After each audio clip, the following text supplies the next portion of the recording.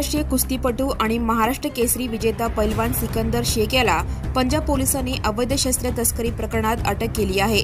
प्राथमिक तपासानुसार सिकंदरचा या रॅकेटमध्ये सहभाग असल्याचा आरोप आहे। राजस्थानमधील पपला गुर्जर टोळीशी त्याचे संबंध असल्याचे पोलीस तपासातून समोर आल्यानंतर ही कारवाई करण्यात आली। सिकंदरच्या अटकेमुळे महाराष्ट्राच्या कुस्ती क्षेत्रात मोठी खळबळ उडाली आहे। कुटुंबाकडून खोट्या गुन्ह्यात अडकवल्याचा दावा सिकंदरच्या अटकेनंतर त्याचे कुटुंबीय सध्या बोलण्यास तयार नसून खोट्या गुन्ह्यात आमच्या मुलाला अडकवले जात आहे असा दावा त्यांनी केला आहे। मात्र या प्रकरणाची गंभीरता लक्षात घेता राज्याच्या कुस्ती क्षेत्रात तीव्र प्रतिक्रिया उमटत आहे।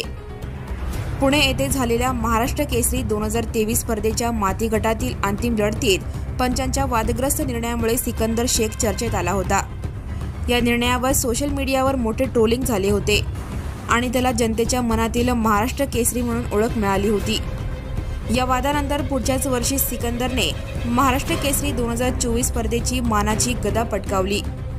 यापूर्वी पंढरपूर जवळ झालेल्या भीमा केसरी कुस्ती स्पर्धा दरम्यान त्याने आपण जनतेच्या मनातील महाराष्ट्र केसरी असल्याचे विधान केले होते।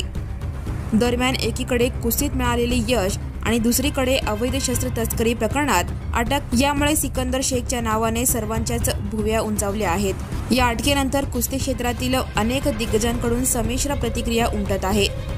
पंजाब पोलीस लवकरच या प्रकरणाची अधिक माहिती उघड करतील अशी शक्यता आहे।